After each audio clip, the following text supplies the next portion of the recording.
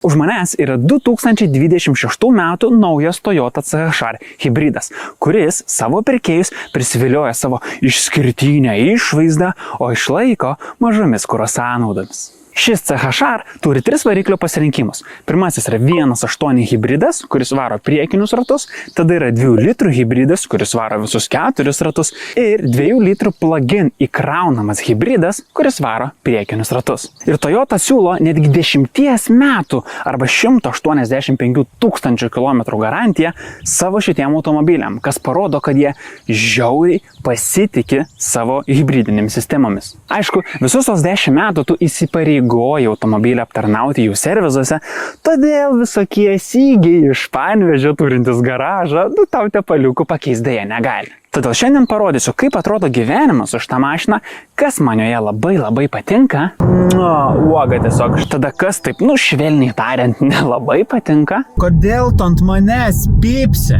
Ir tai kokios tos realios kuro sąnaudos.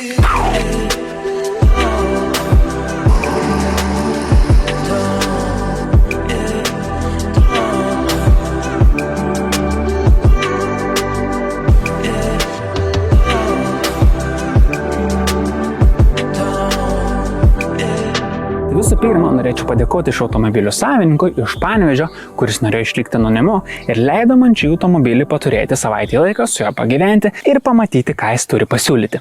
Taigi ir jūs turite įdomesnį automobilį, kurį aš paprastas žemės grumstas galėčiau apžiūrėti, parašykit man Instagram. Šis CHR modelis yra pilniausios komplektacijos ir jisai turi 2 spalvų paletę, nes kėbulas yra baltas, o stogas yra juodas.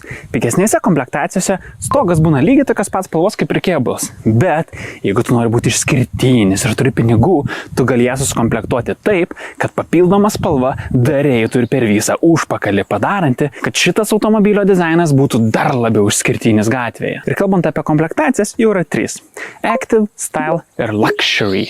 Active yra pati paprasčiausia, bazinė, kuri eina į pigiausius modelius, o Luxury yra pati prabangiausia, su daugiausia navarotų. Ekrane aš jums parodysiu, kuo skiriasi visos šitos komplektacijos, kas įeina į bazinę, kas papildomai įeina visas kitas komplektacijas ir kiek šiuo metu filmavimo dieną toks automobilis su tokia komplektacija kainuoja. Palaukit, užmiršau, yra dar viena komplektacija, kuri yra pati geriausia, pati prabangiausia pavadinimu Gazoo Racing Sport. Ir tai yra specialūs Toyota sportiniai automobiliai, skirti tik tai geriausiams ir talentingiausiams pasaulio vairuotojams, su kuriais ir pats Benediktas Vanagas važiuoja į Dakaro ralį. Ką? Atsiprašau? Atsiprašau, man prodiuserė kažką sako. Čia tik tokie buferiai. Grotelėse ženkliukas ir sportinės sėdynės, o tai sportinis variklis, Gazoo Racing, lenktynės. Tas pats hybridas 1.8. Tas pats hybridas, kur mieste 5 litrus kurą valgo, teisingai? Jo, Dakare gerai, toli važiuotum.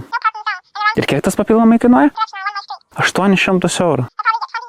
8000 eurų?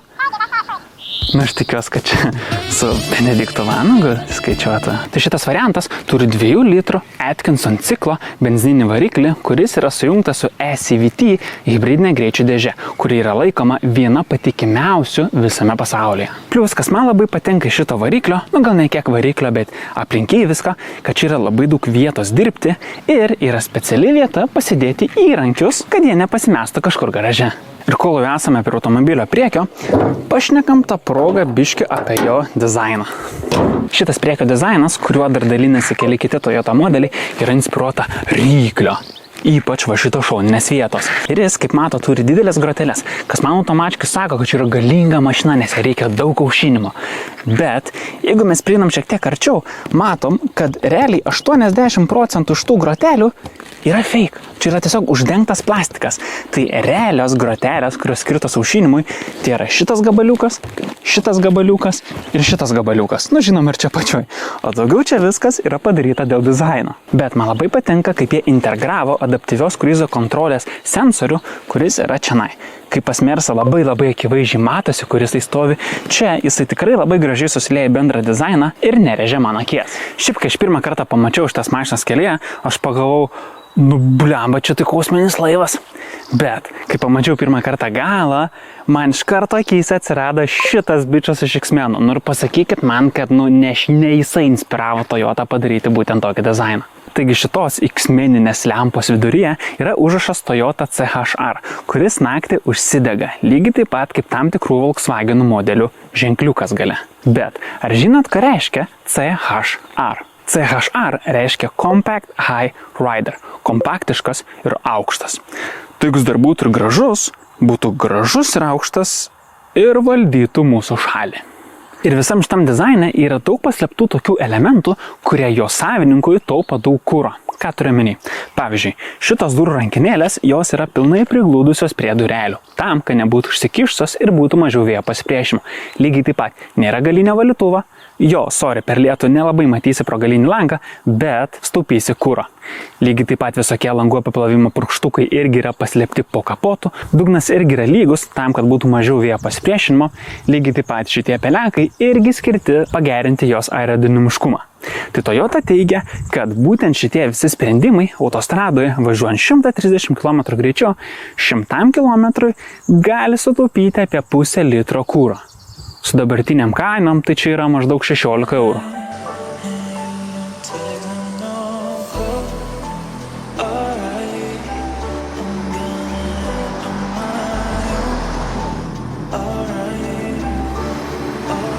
Pirmas dalykas įsėdus, tai man patinka, kaip čia viskas yra modernu. Didelis ekranas, turim fizinius klimato kontrolės mygtukus, labai patogų vairą ir nesijauti lyg sėdėtum erdvėlaive, kaip tarkim Peugeot salonai.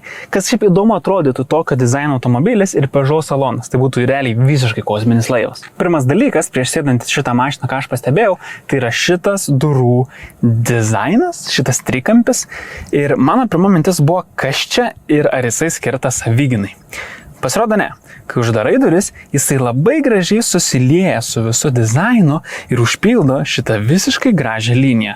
Žiauriai kietai atrodo. Ir kai aš čia sėdžiu, mane sutinka šitas gražus modernus vairas su fainais mygtukais šonuose, modernus digital spidometras ir šitas iškilimas, kuris pasirodo visada mane stebi.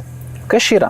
Tai jisai turi sensorius, kuris mato tavo akis, į ką tu žiūri. Ir jisai turi vieną saugumo funkciją, kad tarkim, jeigu tu prie vairo nulipsti, jisai gali iškviesti tau pagalbą. Bet ką jis dar daro, jisai kaip tavo mama tave visada prižiūri. Pavyzdžiui, aš važiuodamas norėjau nusiresetinti kuro sąnaudas. Ir aš taip žiūriu, kaip man čia nusiresetinti, ką man čia padaryti. Jisai manęs pypsi. Jisai pypsi ir man sako, žiūrėk į kelią. Ok. Aš važiuoju ir man atsijungia multimedija. Aš bandau vėl prijungti multimediją, jis vėl ant manęs rėkia. Aš važiuoju, šneku su savo mergina, jis vėl ant manęs rėkia, kad tu žiūrėk į kelią. Ir šitas pasidaro labai greitai, labai annoying. Kitas dalykas, ką šitas iškilimas turim, tai veido atpažinimo funkcija. Kas tas yra? Tai šitoje mašinoje tu gali pasidaryti vairavimo profilius. Vadinasi, ne tik, kad, tarkim, sėdynė turi du settingsus, kur tu gali, nežinau, tu pasidaryti ir tavo antrą pusę, bet lygiai taip pat ir mašinos nustatymus settingsus, kuriuos jisai pats pritaiko pagal tai, kas toks sėdi. Jisai nuskaito mano veidą ir pagal mano veidą įjungia mano nustatymus. Kas yra visai faina, kad tau nereikia įti ekraną, spausti ant savo profilį ir visą kitą, o jisai pats nuskaitęs tavo veidą viską padaro automatiškai. Šitas didelis multimedijos ekranas irgi yra už papildomą kainą geresnės jo komplektacijos. Šiaip būna jis mažesnis. Bet šitas ekranas yra žiauriai fainas. Jį yra labai malonu liesti, jis yra greitas ir jis yra labai ryškus, jis turi labai gerą rezoliuciją. Todėl man, kuriam patinka kokybiški ekranai, jisai žiauriai paglosta tą kažkokį širdies vietelę. Ir šita klimato kontrolė iš pirmo žvilgsnio gali pasirodyti paprasta klimato kontrolė. Bet kas man joje labai patinka, jinai turi auto nustatymą, kaip ir praktiškai visos mašinos, bet tas auto nustatymas turi dar 3 nustatymus. Tu gali pasirinkti tarp fast, medium ir eco. Ir kas tas yra? Iš esmės, tu pasakai klimato kontroliai, kaip tu greitai nori, kad salonas pasiektų reikiamą temperatūrą. Fast yra jisai blowins turbūt maksimaliu greičiu, kad kuo greičiau, tarkim, atšaldyti tavo saloną. O eco, kita vertus, tą darys lėtai ir palengva tam, kad tu pyti variklio resursą. Medium, kaip ir supratot, ima kažką tokio per vidurį. Ir šitoje klimato kontrolėje yra vienas nedidelis užrašas Nanoja X. Kas jis toks? Tai iš esmės čia yra Toyotos oro valymo ir drėkinimo technologija. Kas tas yra? Toyota teigia, kad čia yra tokia technologija, kuri padeda pašalinti nemalonius kvapus iš salono, pavyzdžiui, rūkalų. Lygiai taip pat naikina bakterijas, pelėsį, alergenus. Tarkim, dabar aplinkui labai daug žiedadulkių ir kad tau salone nebūtų alergijos. Ir papildomai drėkina orą. Ir šitos sistemos neįmanoma kažkaip išjungti ar jungt, kad patestuoti, jinai jungta yra visą laiką. Ir kalbant apie komfortą, šitos sėdynės yra elektra varomos, kas yra faina, malonu ir patogu. Ir jos turi elektra reguliuojama apatinės nugaros atramą, kuri, kaip žinot, išsipučia arba susitraukia tam, kad tau ilgose kelionėse nepavargtų nugarą. Bet šita atrama taip gerai veikia, kad kai aš testavau, sėdėjau ir ją bandžiau trauktis, ir mane stuma ir man atrodo, kad aš toj pro priekinį stiklą išlėksiu, ant kiek jinai yra stipri ir tokia didelė. Kas iš esmės yra, manau, labai gerai, nes ilgose kelionėse gali būti, kad tau ir reikėtų tą išsirietimą padaryti, kad būtų patogu važiuoti. Ir dar vienas patogus šitos sėdynės dalykas, tai, kad kai tu mašiną užgesni, sėdynė atsitraukia tam, kad tau, storam žmogui, būtų žymiai lengviau išlipti ir įlipti. Ir nustatymuose tu gali šitą savybę arba išjungti, arba padaryti kaip dabar, kad jinai atsitraukia šiek tiek, arba jungti, kad jinai atsitrauktų visiškai. Patogu, tarkim, jeigu tu esi labai žemas, tam, kad jinai nužemėtų ir tau būtų patogu įlipti, o kai tu atsisėdi į mašiną, paspaudi power mygtuką, jisai prisistuma ir pasikelia į tavo poziciją. Ir paskutinis dalykas apie sėdynės, jų šildymas, šildomų sėdynių funkcija, galėtų būti geresnė. Tarkim, aš važiavau su trečiu, pačiu galingiausiu ir jisai šildo faina, bet tas nustatymas galėtų būti antras. Trečias galėtų būti dar stipresnis. Iš esmės kaip Volkswagen, kur tu nustatai patį galingiausią ir atrodo, kad tau pradegins nugarą. Aišku, vasarą to nieks nenaudoja, bet žiemą aš manau, kad čia būtų labai fainas dar komforto dalykas. Šiaip bendrai šito salono, ypač panelės dizainas, man žiauriai patinka. Jisai yra modernus, bet tu labai natūraliai žinai, kur kas yra. Ir kas man labai patinka, tai va šita atrama. Čia yra tokia kaip atskira sienelė, kad tau netrukdytų šalia esantis žmogus. Bet ko aš asmeniškai labiau dar norėčiau, kad šita sienelė prasitęstų iki čia ir ją būtų įmanoma uždengti.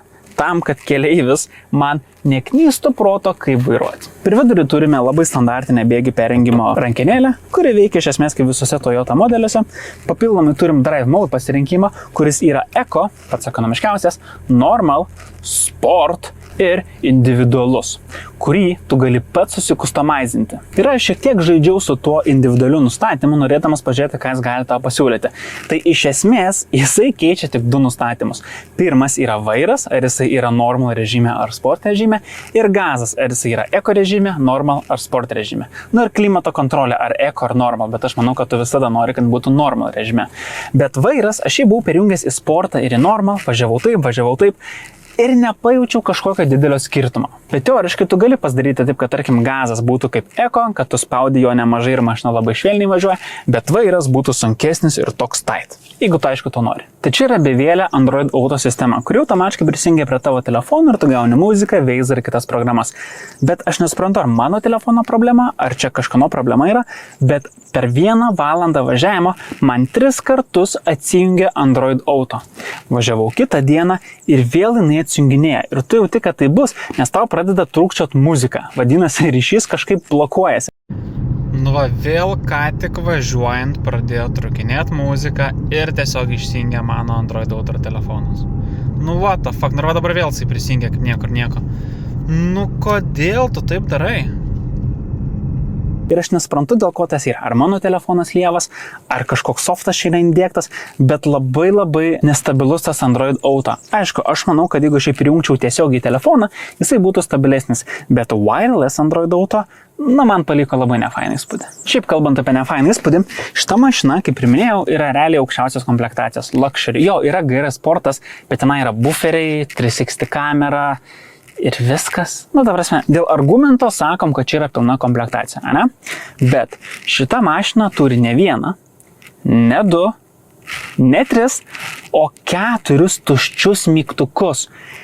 Kodėl? Čia yra aukščiausia komplektacija. Kodėl čia yra 4 tušti mygtukai? Why? Ir dar vienas dalykas, kuris mane labai erzino, kai šitą mašiną vairavau, tai jeigu tu nori išsijungti tas sistemas, kurios ant tavęs pypsi, kad tu nežiūri kelią, arba tu įsijungi auto brake holdą, kurio darbas yra iš esmės, kad tu sustoji, tu gali atleisti stabdį, dega stabdžiai ir mašina stovi vietoje. Tu paspaudi gazą ir mašina pradeda važiuoti. Iš esmės tam, kad tavo koja nepavargtų. Jeigu tu šitas sistemas, kalbant apie brake holdą, įsijungi, o kitas išsijungi, vėl įsėdus į mašiną, viskas nusiresetina. Ir aš nesuprantu, čia yra toks basic programinis dalykas padaryti, kad išsisaugotų tokie nustatymai, bet Toyota bent jau šiuo metu nusprendė to nepadaryti. Ir šitas taip erzina mane. Labai įdomų dalyką pastebėjau. Tai aš atsisegiau diržą, nes man jau įsukti reikia. Ir aš spaudžiu gazą ir mašina juda, kaip galit matyti, bet nevažiuoja. Ir aš galvoju, kas čia darosi. Ir pasirodo, aš negaliu važiuoti, nes aš esu atsisegęs saugos diržą. Tu prasme, rimtai Toyota, tu iki tokio lygio mane saugai. Kitas dalykas yra galinis veidrodėlis. Visose mašinose yra galinis veidrodėlis, jo darbas yra parodyti, kas yra gale.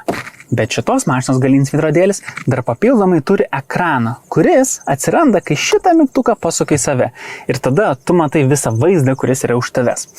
Ir čia teorija yra tokia, kad jeigu gale pas tave sėdi daug hebros, arba yra labai daug daiktų, arba tu dėl kažkokių priežasčių nematai savo galinio stiklo, pavyzdžiui, nesilyja lietus ir nėra galinio valytuvo, tai tu gali įsijungti galinį veidrodėlį ir labai fainiai matyti, kas yra už tavęs. Ir man dar yra labai miela, kad šitas galinis veidrodėlis turi nustatymus. Vadinasi, tu gali pasidaryti grinai taip, kaip tu nori. Arba jį pasikelti, arba pastumti, arba pasukti į šoną. Žiauriai kiot. Ir šitoje vietoje vėl aš sakau bet. Tai šita mašina turi ne vieną galinę kamerą, o dvi. Nes viena kamera yra skirta šitam veidrodėliui, o kita kamera yra skirta tavo multimedijos sistemai, kai tu įjungi atbulinį. Bet jeigu aš įsijungiu šitą ir įsijungiu atbulinį, kamerų kokybė skiriasi drastiškai. Ta prasme, taip atrodo, kad jie turėjo fiksuotą biudžetą, už biudžetą nupirko vieną gerą kamerą, o kitą už visus likusius pinigus. Tarsi, kodėl nebuvo galima įdėti abiejų aukštos raiškos kamerų, nes viena yra labai prasta, o kita yra patenkinama. Kam? Bet man labai patinka, kiek čia tam salone yra vietos pasidėti tavo šmutkiam. Pavyzdžiui, per vidurį čia yra atskira erdvė tavo telefonai, kuris gali krautis wirelessly, yra du cup holderiai, yra čia nais daug vietos, keleivis turi savo atskirą staliuką, kuriame gali padaryti savo, nežinau, skanukų bufetą kelionėse, ir durelės turi labai gilės kišenės, kurios irgi padeda nesimėtyti daiktam po visą saloną. Ir papildomai šita mašina turi papildomų dalykų, kurios neįvėjo luxury komplektacija, kaip ir pavyzdžiui, ekranas, kuris atsispindi nuo priekinio stiklo. Jisai rodo tavo greitį, kurioje tu esi pavoroje, rodo kelio ženklus ir jame rodo tavo adaptyvų cruise controlą, kad tu matytum, kaip tu artėsi nuo kitos mašinos. Turbūt tai yra Toyotos argumentas, kad tu žiūrėtum į kelią ir nebežiūrėtum spidometrą, nes taigi viską tau rodo ant stiklo, kodėl tu žiūri tą spidometrą. Bet į spidometrą aš žiūriu dėl dar vienos priežasties. Tai per vidurį visą laiką dega settings mygtukas. Ir jo, aš suprantu, kad tu gali per tos settings mygtukus pasikonfigūruoti savo spidometrą, kad rodytų, tarkim, šone tavo multimediją, kitoj pusėje navigacija, rodytų kuro sąnaudas, bateriją ir visa kita. Bet kad ir ką aš darau, visada yra settings pasirinkimas per vidurį. Aš suprantu, turbūt aš jo nesugebu išjungti, bet mane taip anoina, kai aš važiuoju ir visada matau tos settings ikonėlę, kuri man tiesiog rėžia akį. Bet jeigu settings rėžia mano akis, mano klausą labai maloniai nustebino šitos kolonėlės. Tai čia yra irgi papildoma komplektacija, čia yra JBL garso sistemos papildomos kolonėlės, kurios skamba žiauriai gerai. Ta prasme, per vidurį panelės jo yra didelė tokia erdvė, kurie yra įdėta kolonėlė ir man atrodo, kad jinai yra atsakinga už aukštus dažnius. Tada šonuose yra mid ir aukšti, o gale šone yra dar vieta subui originaliam. Ir kas gaunasi, kad visa šita sistema labai tolygiai sureguliuoja visą garsą ir tu važiuodamas tikrai jautiesi kaip tokia mini koncerte. Ir kodėl norėčiau dar labai garsiai klausyti muzikos, nes ant manęs pastoviai rėkia. Aš važiuoju per greitai, aš nežiūriu akis, aš per greitai pravažiuoju perėję, jisai visada manęs rėkia, tu esi pradės ant manęs rėkia, kad aš darbo dar nesusirandu. Dabar tu reikia ant manęs, kad aš viršiju greitį, nes čia yra 20. Seni, čia nėra 20. Veizas, ar tu gali užstot mane nors vienoje vietoje? Papildomai šitą Toyota CHR turi savo appsą, kuris reguliuoja vieną kitą šitos mašinos dalykėlį. Tai visų pirma, visada yra naudinga matyti, kiek tu turi degalų ir kiek tau užteks su jais nuvažiuoti. Bet man labiausiai patinkantis dalykas tai yra šitas – įjungti klimato kontrolę. Teorija yra tokia, kad jeigu, tarkim, dabar yra, nežinau, labai šalta žiema, -20, tu gali įsijungti, kad mašina pradėtų šildyti saloną ir jinai tada būna 20 minučių užkurta, šildo saloną ir būna užrakinta, kad niekas neįveitų, bet kai tu įvyni automobilį, jisai jau būna prišylęs ir gali mėgauti savo kelionę. Papildomai yra tikrai patogu turėti appse iš karto užsibukinti savo apsilankymą servise, nes žinot, kas nelabai mėgsta skambinti telefoną tokie kaip aš, jiem visai patiktų šitas funkcija, kad tu gali tiesiog per telefoną užsibukinti appsą, profilaktinę apžiūrą ir tau nereikia suvedinėti jokių tavo duomenų, jokių automobilio duomenų, nes appsas viską turi.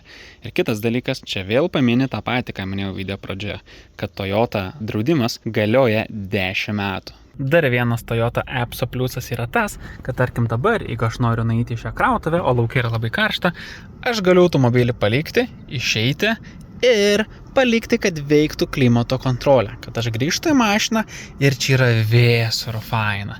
Tai va čia labai geras appso dalykas, ką aš naudočiau kiekvieną mielą dieną. Sėdint gale situacija gan liūdnoka. Visų pirma, man tokia lengva klaustrofobija čia gali paimti, nes langas yra labai mažiukas ir jisai yra aukštas. Ir aš toks biškiai jaučiuos, kaip sėdžiu kalėjime, kas dar nepadeda, kad šitie C-pillars yra labai dideli ir jie neturi jokio langelio. Tai iš esmės visa šviesa į salonę, kas ateina iš priekio, nes visas galas yra neauktas. Bet šita mašina, jinai nėra skirta žmonėm, kurie turi, pavyzdžiui, 3 vaikus. Nes jie tiesiog čia netilps. Čia yra skirta mašina labiau tiem, kurie gale retai kažką veža. Ir kodėl dar matos, kad čia yra skirta tiem, kas gale retai važiuoja. Tarkim, aš čia sėdžiu ir aš čia noriu kažką pasėdėti sėdynę. Deja, čia kišenės nėra. Bet jeigu aš sėdžiu su kolega, aš jo galiu mandagiai paprašyti, kad jisai į savo pusę įdėtų kažką, nes jisai pasirodo turi. Lygiai taip pat, jeigu aš noriu paskrauti savo telefoną arba planšetę, aš turiu vieną USB-C krovimo lizdą. Tai jeigu mano kolega šone irgi nori kažką pasikrauti, jau mums reikės kovoti iki mirties. Bet dėl ko mums nereiks kovoti iki mirties, jeigu mes čia geriam kažką. Ir aš turiu omeny, nealkoholinio geriam kažką. Nes kiekvienas durelės turi po savo atskirą cup holderį. Kas yra labai faina, nes jeigu reikėtų dalintis vienu, jau tikrai muštumėmės. Aš šiandien visą dieną treniruosi ir filmuoju jums birolus. Rytoj filmuosiu pagrindinę dalį visą. Tai kol aš čia važinėjau, mašina buvo palikta on, kol susifilmavau, dronas, kol sustoji pasikeiti šotą, vėl įlipi. Tai sąnaudos gavosi 4,7 vidurkis, kas yra tikrai neblogai, ypač kai aš tą mašiną testavau visais būdais. Ir gazavau, ir važiavau lėtai, ir važiavau greitai. Tai aš manau, kad jeigu visą dieną važiuoji pakankamai normaliai, ekonomiškai, kaip hibridai važiuoja, tai aš manau tikrai gali dar mažesnius skaičius gauti. Dar vienas dalykas, ką pastebėjau, šitos mašinos speedometras rodo, kada tu laikai stabdį. Va, tarkim, dabar matote, apačioje yra raudoni tokie dalykai, kurie inicijuoja, kad aš laikau stabdį ir jeigu aš paspaudžiu gazą, jie dingsta. Va, važiuoju, stabdau ir pup atsiranda. Tas labai miela ir ypač va dabar, kai aš esu įsijungęs brake hold funkciją, automatiškai, kai aš matau, kad parašyta hold, kad jis laiko stabdį, man rodo, kad taip pat ir dega šviesos, kas yra šiaip labai faina. Gerai, Toyota CHR 2 litrų hibridas, 4 varomi. Nepastoviai 4 varomi, o 4 varomi tada, kai priekis prasisuka, praranda sukibimą, tada įsijungia ir galas. Tai nuresetinau kuro sąnaudas, dabar pasivažinėsim mieste, pažiūrėsim, kaip seksis jam išlaikyti ekonomiškumą. Šiaip, nepipsėk prašau ant manęs, čia ne 40, čia 50 kelias. Pati pirma mintis, kai pradėjau važinėti su šitą mašiną, man buvo tokia, kad čia yra labai smagu būti. Čia yra faina leisti laiką. Sėdynės labai patogas, vairas labai patogus, sėdėsenos visą poziciją savo irgi gali labai patogiai pasidaryti. Kas man šiandien užkliuvo ir ką aš pajaučiau už karto, kad labai jaučiasi ypač per pedalus ir iš garso, kada užsikuria variklis. Pavyzdžiui, kai aš apžiūrinėjau Lexus CT 200H, kai atsimena čianais, jame aš labai retai, kada net atkreipiau dėmesį, kada variklis užsikuria, kada jisai dirba. Aišku, neskaitant tada, kai tu nupilnai gazą, ne faktas, kad tada jisai dirba smarkiai ir tu jį girdi. Čianais aš tą garsą ne tik kad girdžiu, aš jį pastebiu, kada jisai užsikuria. Ir ypač aš tą jaučiu per pedalus. Nežinau kodėl, bet aš per gazo pedalą jaučiu, kada atsiranda vibracija ir kada variklis jau užsikuria. Kas yra labai keista, nes iš esmės pati mašinos garso izoliacija, koks fainas trečias Golfas. Iš esmės, mašinos pati izoliacija, jinai yra labai gera. Ta prasme, jeigu aš sėdžiu mašinai ir šalia manęs, nežinau, kažkas šneka, ne mašinai pačia, bet, lauke, šalia kažkas kalba, aš nieko negirdžiu. Tasme, garso izoliacija tikrai yra labai gera. Bet galėtų būti pagerinta garso izoliacija nuo variklio į saloną. Tiesiog žmonėm. Ir aš negaliu sakyti, kad tos izoliacijos nėra, nes ant kapoto viršutinės dalies tai yra medžiaga, kuri yra skirta iš esmės sugerti vibracijas ir sugerti garsą. Bet taip atrodo, kad tarp variklio ir va šitos panelės, galėtų būti kažkokia medžiaga, galbūt jinai yra, tai galėtų būti storesnė, kad nesijaustų taip smarkiai, kad variklis užsikuria. Aišku, jeigu tu važinėjai su jungta muzika, o čia, kaip atsimenat, yra tikrai labai gera garso sistema, tada tu to garso negirdėsi, nes tu girdėsi fainą muziką. Bet važinėjant tyloje, tai tikrai gali atkreipti dėmesį į variklio garsą. Šakės garso izoliacija tiek yra gera, kad pro mus pravažiavo motociklas, kuris, ta prasme, motociklai žinot, jie turi tokią savybę, kad jie yra garsus ir aš vos jį girdėjau. Ir jokios muzikos negroja, aš sėdžiu tyloje, šneku tik su jumis ir nieko negirdžiu. Tas yra žiauriai faina, ant kiek jinai turi gerą garso izoliaciją, šakės. Dar vieną dalyką, kokį pastebėjau, atsimenat, sakiau, kad jisai pypsi, jeigu tu, tarkim, nežiūri į ekraną, jeigu tu žiūri, tarkim, multimediją, jeigu tu bandai klimato kontrolę pasireguliuoti, jisai ant tavęs pypsi, nes jisai pyksta, kad tu nežiūri į propriekinį stiklą. Tai ką aš pastebėjau, jeigu tu važinėjai kaip BMW vairuotojas, vadinas, taip uždėjęs rankelą vieną ranką, nes kita ranka, turi būti pateliai ant kojos, tai kai aš taip laikau ranką, jisai ant manęs pypsi, nes jisai nebemato mano akių. Ir ne tik, kad jisai pypsi rėkia, jisai man ir grasina, nes jisai rašo, kad kažkokios funkcijos bus nenaudojamas. Some functions restricted. Kokios funkcijos, aš nežinau, bet jisai man grasina. Tai, žodžiu, jeigu tu esi pripratęs važinėti šitaip, su šita mašina bus labai sudėtinga. Šiaip jos važiuoklė ir visas ta važiavimo kokybė yra žiauriai maloni. Tarkim, visi kalneliai, absoliučiai, visi nelygumai kelyje labai susigeria ir tu važiuoji ir tu net negalvoji, kad kelias yra prastas. Tai dar galėsim nuvažiuoti autostradą ir pažiūrėsim, kaip mūsų legendinė autostrados pirma juosta, kur yra siaubingos kritinės būklės, pažiūrėsim, kaip šita mašina važiuoja per ją. Nepipsėk ant manęs, prašau. Žinau, kad čia 50, aš važiuoju 51 km per valandą ir tu jau pypsi ant manęs. Baik, maldauju. Prašau. Kitas dalykas, tai šita mašina turi nuotaikos apšvietimą, vadinamą ambient lighting. Ir kas jisai yra? Tai per šitas durų vietas, per šitą centrinę konsolę, per tas duris eina toks mažas plonas ledas, kuris šviečia labai tokia malone, neryškia spalva, kurią tu gali pasirinkti pats savo šitoj multimedijai. Bet aš su jie biškai žaidžiau ir ką pastebėjau, kad tu gali pasirinkti ne tik spalvą, bet tu gali pasirinkti, kad jisai keistų tą spalvą, tarkim, pagal drive režimus, kad jeigu tu važiuoji ant sporto, būtų raudona, jeigu tu važiuoji ant eko, būtų šviesiai mėlyna. Bet, kad tu, fuck off. Gerai, pažiūrim, ant kiek jinai mažutė, eik, ta mažutė automobiliukas. Tai bet dar vienas yra pasirinkimas, yra pagal laiką. Tai kaip tas teoriškai veikia, kad vakare jinai šviečia tokia šilta, malonė spalva. Tarkim, vakare, kai aš važinėjau, jin švietė tokia lengva ruda spalva, o ryte jinai švietė melsva spalva. Tai labai fainai yra tas, kad visas šitas gali keistis dinamiškai. Vadinasi, nėra taip, kad tu užstatai vieną spalvą ir ją visą laiką turi, o ta spalva keičiasi pagal tam tikrą, tarkim, laiką. Šiaip irgi, mano asmeniniui skoniui tai galėtų būti šiek tiek didesnis tas regeneracinis stabdis, arba bent jau būtų galima įmanoma jį kažkaip reguliuoti, nes dabar, tikrai aš labai daug stabdžių spaudžiu. Nors aš stengiuosi riedėti, bet tiesiog jinai nesistabdo taip smarkiai su hibridinės, nepipsėk prašau manęs, su hibridinė sistema ir aš vis tiek turiu naudoti stabdžiuką. Tokiu metu miestas šiaip yra tuščias pakankamai, nėra kamščių, nėra kaip man išbandyti jos ten, tarkim, Vilniaus kamščiuose, bet kiek aš važinėjau dabar mieste, nes aš ją nusiresetinau prieš pat mum važiuojant, tai kiek aš dabar važinėjau mieste, kuro sąnaudos yra 4,4 litrai 100 km. Tai čia yra žiauriai mažai, nepipsėk. Šiaip forumuose šitų automobilių savininkai skundžiasi vieną labai įdomią situaciją. Jeigu tu šitą mašiną palieki 2 savaitės neliečiama visiškai, tarkim, nežinau, užvažiuoji kelionę kokią, kai grįžti, jinai būna pilnai mirusi. Ir aš pradėjau domėtis, kodėl tas įvyksta, ką žmonės daro. Tai kas yra? Iš esmės čia yra pakankamai išmanus automobilis. Kaip matėte, jinai turi telefoninį appsą, jinai prisijungus yra prie interneto, tu gali sėsti be raktelio ir taip toliau ir panašiai. Tai kadangi visos šitos sistemos yra, jinai pastoviai, kai jinai netgi yra užrakinta ir tiesiog, nežinau, pastatyta nakčiai, jinai pastoviai skanuoja aplinką, ar raktelis artėja, ar kažkas vyksta ir visa kita.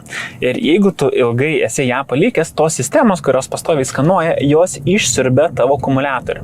Tai ką šeimininkai daro šitų mašinų, jie prieš, tarkim, kokią nors kelionę, jie nueina telefono nustatymus šito būtent appso ir išjungia keyless sistemą. Ta sistema, kuri iš esmės atsakinga, kad tu ateini su rakteliu šalia mašinos ir jinai automatiškai atsirakina. Tai kai šita sistema yra išjungta, tu atrakini mašiną tiesiog su palteliu, kaip normalų kitą automobilį. Bet kadangi jinai yra išjungta, mašina nebeieško pastoviai raktelio aplinkoje ir taip gali išbūti mėnesį ir ilgiau stovėdama, tu ateini, užsikuri ir važiuoji. Tai va čia yra labai toks vienas įdomus dalykas, ką turėtų žinoti kiekvienas šitos mašinos savininkas. Olsa žiauriai žemus, BMWs jam taip sunku buvo prabėgus pravažiuoti. Šakis. Jis pastoviai nuo manęs pipsėdavo dėl mano akių. Ir kadangi aš dabar esu su nuo saulės akiniais, jinai, man atrodo, nebemato mano akių ir bent jau ties šitą vietą yra tylu. O Šiaip vairą tikrai labai malonu liesti, labai fainas vairas. Ir visas šitas mygtukų dizainas iš pradžių man atrodė keistas, aš labai, man tiesiog reikėjo poros gerų minučių paspaudinėti mygtukus, suprasti, kur kas ir kaip kas darom, bet dabar, kai aš jau su ją važinėju, blemba labai patogus mygtukai. Tarasme, labai eina jausti iš atminties, kur kas yra, kas ką daro. Tai tas yra žiauriai faina. Ir šiaip yra malonus liesti bendrai. Nesijaučia to tokio pigumo jausmo, jaučiasi, kad jie yra tokie duslus, kai tu paspaudi. Tarasme, labai malonus mygtukai, tikrai. Ir šiaip viskas, ką šitoje mašinoje lieti, yra labai malonu. Tarkim, klimato kontrolė, labai malonus mygtukai, jie yra tokie sunkus ir tu jauti tokia kaip kokybės jausmas yra. Tada bėgių perjungimo šitas vietelė irgi tokia sunki ir tu jauti, kad jinai kokybiškai yra. Ir man tas labai patinka, nes kiek aš čia viską čiupinėjau, aš nejaučiu jokios vietos, kur buvo kažkaip sutaupyta. Tas labai yra pagirtinai Toyotos atžvilgiu. Įsijungiau tą cruise controlą 70 ir jisai dabar pats viską daro. Kad ir papildomai galima įsijungti, kad jisai palaikytų tavo mašiną tarp linijų ir sukiotų vairą. Jisai man sako, kad aš žiūrėčiau priekį. Seni, aš žiūriu į priekį. Plius aš sakiniais iš karto ką žiūriu. Gal ir nežiūrėjau į priekį, Ir va čia yra naujų mašinų dalykas, jos pastoviai pypsi ant tavęs, pastoviai, su kiek naujo mašinom aš esu važiavęs. Pypsi, nes tu per arti, pypsi, nes tu per greitai, pypsi, nes tu per liniją važiuoji, pypsi, nes tu vairo nelaikai, pypsi, nes tu greitai viršiai. Visada ant tavęs pypsi. Kiek per miestą važinėjom, dabar vidurkis yra 3,7. Čia yra kosminiai skaičiai, ta prasme. Ir dabar yra karšta diena, aš važiuoju su 19 laipsnių kondiškė ant Eko. Šiaip galim normal padaryti, yra medium. Šiaip also labai fainas šitas automatinės klimato kontrolės nustatymai. Man visada būna problema, ypač jeigu važinėjai su kitom mašinom, kad jeigu tu paspaudi auto, jisai labai smarkiai pradeda pūsti vėją. Ir lygiai taip pat yra, jeigu tarkim, nežinau, įsėdi kitą mašiną, paspaudi auto, smarkiai pučia vėją arba smarkiai pučia pro vieną pusę vėją. O čia, kai tu gali pats reguliuoti, kaip ta sistema iš esmės veikia, tas yra žiauriai malonu. Nežinau, gal čia tik mano dalykas, bet aš šitą atkreipiu dėmesį. Gerai, nusiresetinkim kuro sąnaudas ir kaip girdit, variklis jau smarkiai girdisi, nes mes greitėjom.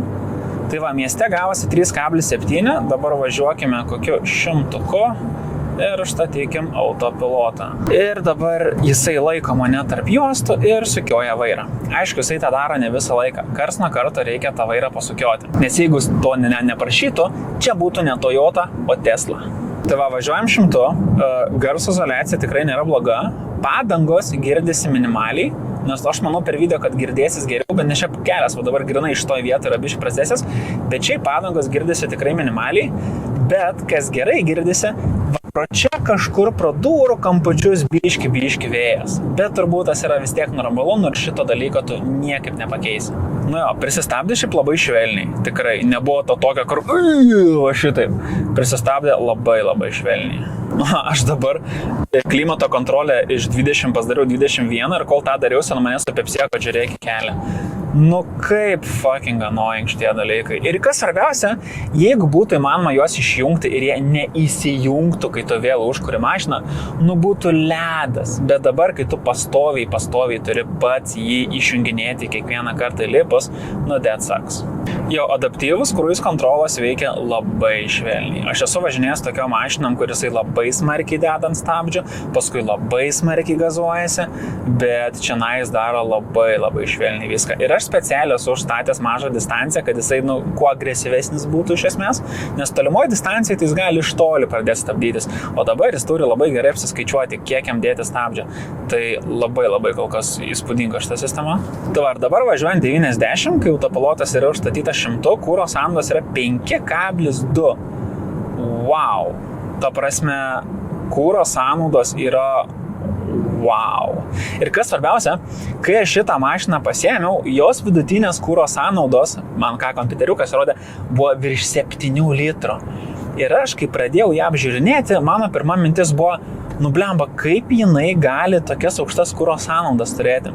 Tai gali būti, kad tiesiog čia yra skirtingas važiavimo tipas, galbūt yra daugiau spaudžiama gazo, mažiau riedama, agresyviau stabdoma, bet su mano važiavimu ant normal režimo, tai jinai pakankamai ekonomiška yra.